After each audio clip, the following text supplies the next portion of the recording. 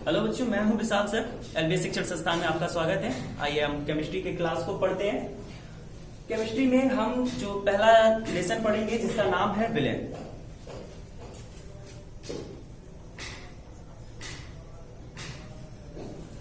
Villain यानी solution.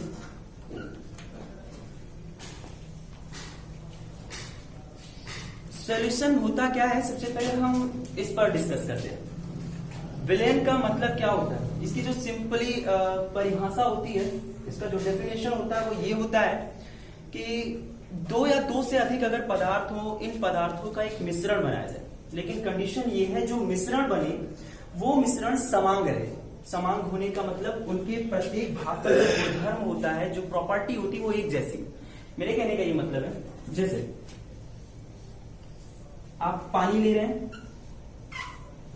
इसके साथ चीनी को ऐड कर दें। पानी के साथ आप चीनी लिए, ये दो पदार्थ हो गए। दो पदार्थों का आपने मिश्रण किया, तो क्या ये मिश्रण विलेन कहलाएगा? वो डिपेंड करेगा कि इस विलेन की जो प्रॉपर्टी है वो विलेन की परिभाषा को फॉलो कर रहा है या नहीं। अर्थात अभी मैंने बताया कि विलेन की परिभाषा होती क्या है कि दो या दो से अधिक पदार्थ हों, दो या दो से अधिक पदार्थ हों, इन दोनों पदार्थों का जो समांग मिश्रण होता है। अब समांग मिश्रण के मतलब को समझते हैं लोग। ठीक है, समांग मिश्रण का मतलब ये हो गया कि आपने पानी और चीनी को जब मिलाया, मिलाने के बाद प्रत्येक भाग की, जब आप इन्हें मिलाएंगे तो ये एक मिश्रण बन गया। अब जो मिश्रण बना, मान लेते हैं ये आपका शरबत बन गया, आपने जब चीनी पानी को मिलाया। अब शरबत आपका एक गिलास पूरा बना, तो ऐसा तो होगा नहीं यहाँ पे कि ये जो भाग है शरबत का इतना भाग मीठा होगा, इतना भाग नमकीन होगा, इतना भाग अगर ठोस अवस्था में है तो इतना द्रव होगा। ये प्रॉपर्टी तो यहाँ पाई नहीं जाएगी, बिल्कुल नहीं। अगर ये भाग मीठा है शरबत का तो ये भाग भी मीठा होगा, ये भाग अगर द्रव की अवस्था में है तो ये भाग भी द्रव की अवस्था में। ये मीनिंग होता है समांग होने का। और अगर कोई विलेन समांग होने का जो गुण है, प्रॉपर्टी है, ये नहीं रख रहा है तो वो आपका सॉल्यूशन नहीं होगा, तब उसे हम केवल मिश्रण कहेंगे। तो विलेन होता क्या है? विलेन दो या दो से अधिक पदार्थों का जो समांगी मिश्रण होता है, इसी समांगी मिश्रण को हम लोग विलेन कहते हैं। और विलेन के प्रत्येक भाग का जो गुणधर्म होता है, जो प्रॉपर्टी होती है, वो एक जैसी होती है। अब बात करते हैं अगर हम विलेनों की, तो विलेनों को बनाने के जो आधारभूत प्रकार है वो आपको मुख्यतः दो रूपों में मिलते हैं। जैसे विलेन जो बनते हैं वो मूल रूप से दो प्रकार के बनते हैं। विलेन के जो प्रकार होते हैं, जो इनके गुणधर्म पर निर्भर नहीं करते, इनके घटकों पर निर्भर करते हैं, वो 9 प्रकार के होते हैं। उसको हम बाद में पढ़ते हैं। तो सबसे पहले बात करते हैं कि विलेन बनता कैसे। विलेन का निर्माण होने के लिए दो या दो से अधिक पदार्थों की हमको आवश्यकता है। अब ये जो दो या दो से अधिक पदार्थ हैं, इन्हें क्या नाम दिया गया, आइए जानते हैं। देखिए, विलेन बनाने के लिए जिन दो घटकों की आवश्यकता होती है, उनमें से हमारा जो पहला घटक होता है वो विलेय कहलाता है, और जो हमारा दूसरा घटक होता है वो विलायक कहलाता है। ये आपका विलेन और विलायक। विलेन क्या है, इसकी परिभाषा हमने बताई। दो या दो से अधिक पदार्थों के समांगी मिश्रण को हम लोग विलेन कहते हैं। और विलेन का प्रत्येक भाग जो होता है वो समांग होता है, मतलब उसके प्रत्येक भाग का जो गुणधर्म होता है वो एक जैसा होता है।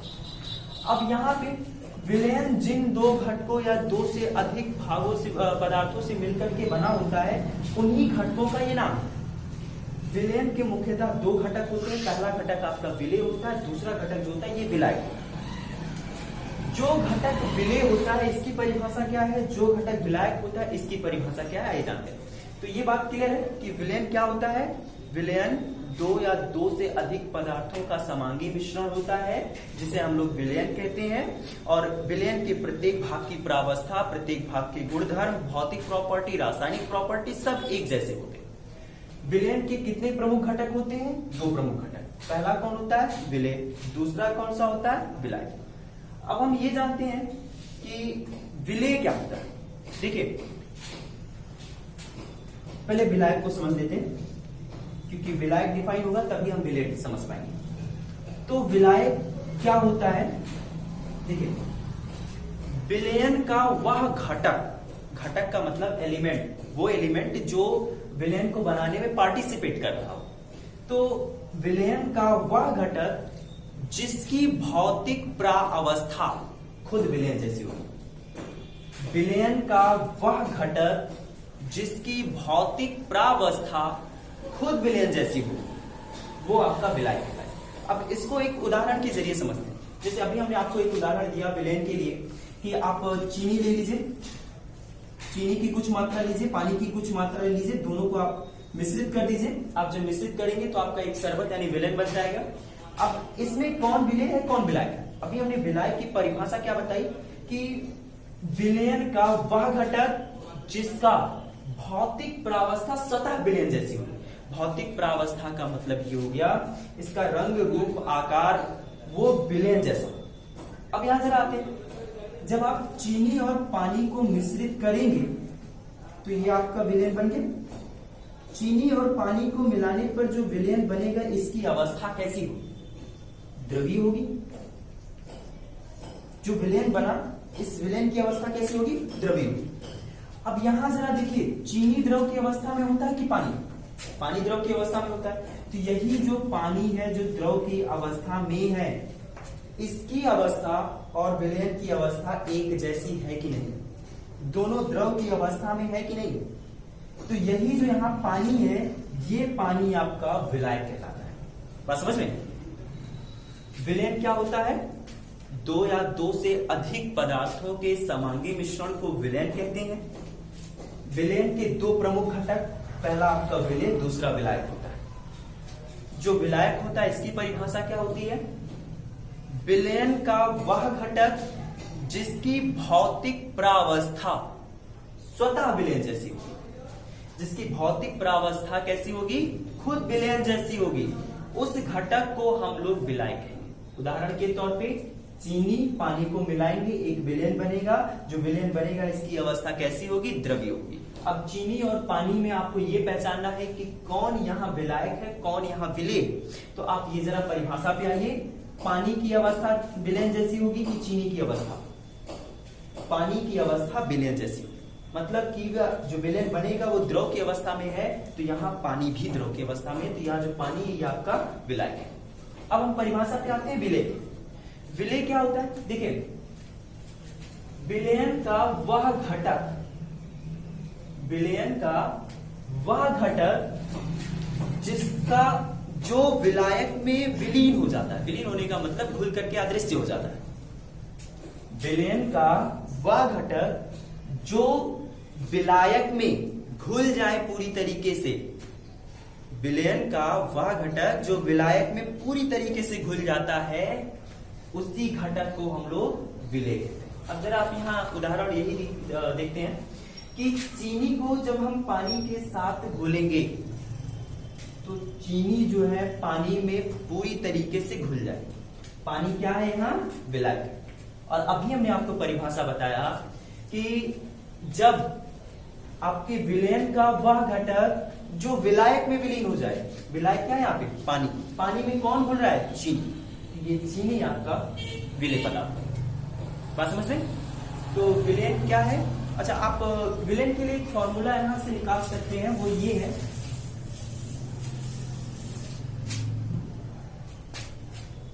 कि विलयन का निर्माण कैसे हुआ। तो विलयन इज इक्वल टू विलय प्लस विलायक। ये हो गया। अब ये आप इन्हें जो विलय और विलायक हैं, इन्हें आप विलयन के घटक बोलेंगे। घटक का मतलब होता है जिनसे मिल करके इसका निर्माण हुआ है। अब यहाँ पे सारी परिभाषाएं क्लियर है, एक बार हम आगे रिपीट करते हैं, समझते हैं। विलयन क्या होता है?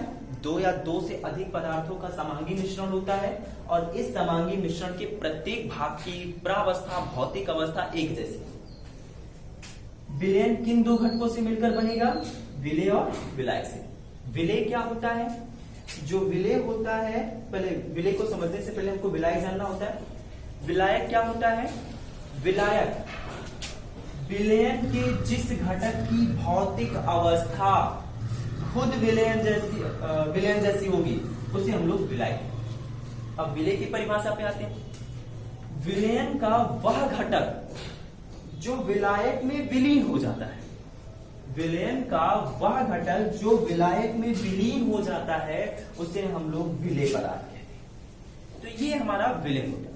अब विलयन को जो विलयन बनते हैं, मूल रूप से विलयन दो प्रकार के बनते हैं, आइए जानते हैं।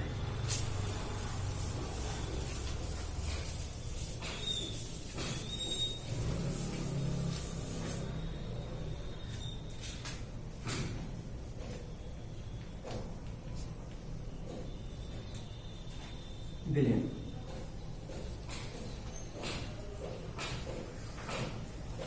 ये जो पहला प्रकार का विलयन बनता है, क्योंकि ये प्रकार कहना गलत होगा क्योंकि ये विलयन के प्रकार को डिफाइन नहीं करते। विलयन की ये दो अवस्थाओं को डिफाइन करते हैं कि किन किन अवस्थाओं में आपका विलयन मिल सकता है। तो इसमें से जो आपकी पहली प्रावस्था मिलेगी वो मिलेगा सांद्र विलयन,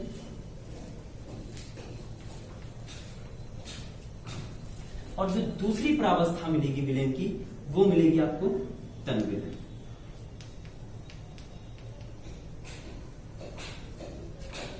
अब यहां पे सांद्र विलयन क्या है, तनु विलयन क्या है, इनकी परिभाषाओं को समझते हैं। अब सांद्र का पहले मतलब समझते हैं। सांद्र का आप अपने शब्दों में शाब्दिक अर्थ इसका निकाल सकते हैं गाढ़ा विलयन। तनु का मतलब क्या होता है, अपनी लैंग्वेज में समझें तो तनु का मतलब हल्का विलयन। अब सांद्र विलयन की डेफिनेशन को देखते हैं। गाढ़ा विलयन कब बनेगा, पहले यहां बात करते हैं। अभी मैंने बताया कि किसी भी प्रकार के विलयन को बनाने के लिए दो घटकों की आवश्यकता होती है। पहला घटक आपका विलेय होता है और दूसरा घटक आपका विलायक होता है। ये दो घटक, सांद्र विलयन के ये दो घटक हो गए। अब गाढ़ा विलयन कब बनेगा, जब विलायक की मात्रा ज्यादा होगी या विलेय की। गाढ़ा विलयन आपका तब बनेगा जब आपका विलेय पदार्थ की मात्रा विलायक से अधिक। दूसरे शब्दों में हम ऐसे कह सकते हैं कि वह विलयन जिसमें विलेय पदार्थ की मात्रा विलायक से अधिक हो। उदाहरण के तौर पे जैसे मान लीजिए आप विलयन बना रहे हैं, आपने ये ले लिया पानी और पानी के साथ यूरिया, पानी के साथ यूरिया को मिक्स कर दिया। आपने पानी की मात्रा 1 लीटर रखा हुआ, साथ ही साथ जो यूरिया है आपने यूरिया पहले अटेम्प्ट में 500 ग्राम रखा। आपका अभी एक विलयन बनेगा। अभी इसी स्वरूप का एक और विलयन बनाइए। अब जो विलयन आप बनाइए, जो पानी है, पानी की मात्रा आप 1 लीटर ही रखिए, लेकिन इस बार जो यूरिया है इसकी मात्रा आप 700 ग्राम कर दीजिए। इस कंडीशन में भी एक विलयन बनेगा और इस कंडीशन में भी एक विलयन बनेगा। दोनों विलयनों में गाढ़ा कौन विलयन बनेगा, जिसमें यूरिया की मात्रा अधिक हो। यूरिया हमारा यहां पे क्या है, विलेय। यूरिया हमारा विलेय है और जो पानी है ये विलायक, परिभाषा के अकॉर्डिंग। अब यहां पे जो आपका विलयन बन रहा है ये विलयन सांद्र है। सांद्र क्यों है, अभी हमने आपको परिभाषा बताया कि सांद्र विलयन का मतलब गाढ़ा विलयन, और गाढ़ा विलयन कब बनता है, वह विलयन जिसमें विलायक की तुलना में विलेय पदार्थ की मात्रा अधिक, या ऐसे कह सकते हैं इसको कि जिसमें विलेय पदार्थ की मात्रा विलायक से बहुत अधिक हो या विलायक की मात्रा विलेय से कम। बात समझ रहे? तो सांद्र विलयन कब बनता है, जब विलेय पदार्थ की मात्रा विलायक की तुलना में अधिक होती है, तब जो आपका विलयन बनेगा वो विलयन आपका सांद्र विलयन। क्लियर है? अब हम आते हैं तनु विलयन पर। तनु विलयन क्या होता है, पहले तो परिभाषा समझते हैं इसकी। तनु विलयन वह विलयन जिसमें विलायक की मात्रा, ध्यान दीजिएगा बात पर, विलायक की मात्रा विलेय से अधिक हो। इस बार उल्टा हो, अब की बार जो विलेय पदार्थ है इसकी मात्रा कम है और जो विलायक है इसकी मात्रा ज्यादा है। अच्छा, विलयन के इस चैप्टर में हम पदार्थों की मात्राओं को बेहतर होगा सांद्रता कहें, ठीक है, सांद्रता। तो यहां आगे समझते हैं तनु विलयन को, परिभाषा इसकी सुनते हैं। वह विलयन जिसमें विलायक की मात्रा, किसकी मात्रा? विलायक की मात्रा विलेय पदार्थ से अधिक, यानी विलेय की मात्रा कम होगी और विलायक की मात्रा ज्यादा। तो यहां जो विलयन बनेगा उस विलयन की जो प्रॉपर्टी होगी वो तनु होगी, मतलब कि वो हल्का विलयन बनेगा। उदाहरण के तौर पे ले लेते हैं, जैसे अभी यही है, एक विलयन हमने ये बनाया था, इसके कंडीशन में जो हमने पानी लिया था उसकी मात्रा 1 लीटर थी, जो यूरिया था वो उसकी मात्रा 500 ग्राम थी, और यहाँ जो दूसरा विलयन बना था पानी की मात्रा 1 लीटर, जो यूरिया था वो 700 ग्राम था। अब यहाँ जो विलयन बना कौन सा गाढ़ा है कौन सा तनु है? अगर हम इस विलयन की बात करें तो यहां पर इसकी तुलना में यूरिया की मात्रा अधिक है कि नहीं है? इसकी तुलना में यूरिया की मात्रा अगर अधिक है तो यहां जो विलयन बनेगा इसकी तुलना में ये विलयन गाढ़ा होगा और ये जो विलयन होगा ये हल्का होगा। दूसरे शब्दों में कहें तो ये विलयन आपका सांद्र विलयन की कैटेगरी में आएगा और यहां जो विलयन बनेगा ये आपका तन विलयन की कैटेगरी में आएगा, ठीक है। तो ये विलयन के दो मूलभूत आधार। एक बार आगे इनकी परिभाषा समझते हैं। सांद्र विलयन क्या होता है? वह विलयन जिसमें विलेय पदार्थ की मात्रा विलायक से अधिक होती है। वह विलयन जिसमें विलेय पदार्थ की मात्रा विलायक से अधिक होती है। और यहां तनु विलयन की परिभाषा में वह विलयन जिसमें विलायक की मात्रा विलेय से अधिक हो। जब विलायक की मात्रा अधिक हो जाएगी विलेय की तुलना में, तब जो विलयन आपका बनेगा वो हल्का विलयन यानी तनु विलयन। बात समझ गए? अच्छा, इनके बावजूद इन दोनों के अलावा एक और प्रकार का विलयन होता है जो इन्हीं की कैटेगरी में रखा जा सकता है, उनको देखते हैं।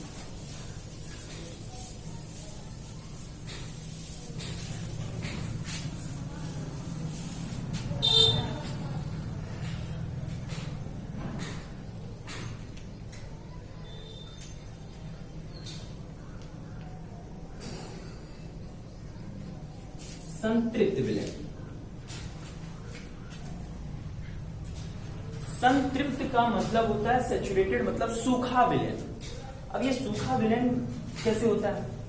जैसे दिमाग में एक ही बात आती है विलयन को लेकर के कि अगर विलयन हुआ तो जाहिर सी बात है कि उसकी जो अवस्था होगी वो हमेशा द्रवीय अवस्था में ही होगी। जी बिल्कुल नहीं। विलयन जब भी हम नाम सुनते तो ऐसा लगता है कि वो 100% पानी से मिलकर के बना होगा, ये या पानी जैसे ही चीजों से मिलकर के बना होगा, लेकिन ऐसा बिल्कुल भी जरूरी नहीं है। क्योंकि आपका जो विलयन होता है ये ठोस के साथ मिश्रण होकर के भी विलयन बन सकता है। मतलब कि आपका विलायक भी ठोस की अवस्था में होगा, जो विलय है ये भी ठोस की अवस्था में, दोनों भी आपस में मिलकर के विलयन बना सकते हैं। बस विलयन बनने की एक ही रिक्वायरमेंट होती है, शर्त होती है, वो ये होती है कि आपका इन दोनों का जो मिश्रण हो वो एक समान हो। एक समान का मतलब अभी मैंने बताया कि उसके प्रत्येक भाग की जो गुणधर्म हो वो एक जैसे हो। बात समझ गए? तो यहां अब हम समझते हैं कि संतृप्त विलयन होता क्या है। संतृप्त विलयन का अर्थ होता है सूखा विलयन। चलिए देखते हैं कि सूखा विलयन कैसे बनता है। एक उदाहरण के तौर पे समझते पहले। ये आपने ले लिया पानी, एक बीकर आपने पानी ले लिया। पानी में आप प्रथम अवस्था में, फर्स्ट स्टेज में आप मान लेते हैं कि आपने 100 ग्राम चीनी डाली। पानी की जो मात्रा है ये मान लेते हैं 1 लीटर। 1 लीटर में आपने 100 ग्राम चीनी डाला, आराम से आपने घोला घोल लिया। चीनी की मात्रा बढ़ा दीजिए और 100 ग्राम कर दीजिए। 200 ग्राम हो गया, वो भी हो गया। आपने और बढ़ाया, 500 ग्राम और ऐड कर दिया, 700 ग्राम चीनी की मात्रा हो गई। आप थोड़ा सा और ऐड करते हैं, 500 ग्राम और बढ़ा देते हैं, 1200 ग्राम चीनी की मात्रा हो गई, घुल गई। लेकिन एक कंडीशन ऐसा आएगा कि जब चीनी का घुलना उसमें पूरी तरीके से बंद हो जाए। तो जब, अब इसकी यहीं से आप परिभाषा निकालिए, जब विलायक में, किसमें, विलायक में, और यहां विलायक क्या है, पानी, जब विलायक में विलेय पदार्थ, विलेय क्या है यहां पे, चीनी, जब विलायक में विलेय पदार्थ का घुलना बंद हो जाए, उस कंडीशन में जो विलयन होता है, उस विलयन को हम लोग संतृप्त विलयन कहते हैं। बात समझ में? संतृप्त विलयन क्या होता है? वह विलयन जिसमें विलायक में विलेय पदार्थ का घुलना बंद हो जाए। जब विलायक में विलेय पदार्थ का घुलना बंद हो जाएगा तो उस कंडीशन में जो विलयन रहेगा वो सूखा हो जाएगा। तो इस स्थिति में जो विलयन मिलेगा उस विलयन को हम लोग कहते हैं संतृप्त। चलिए ठीक है, आज का क्लास बस यहीं तक। आप इसे ध्यानपूर्वक देखिएगा, समझिएगा। हम कल आगे इसे एक बार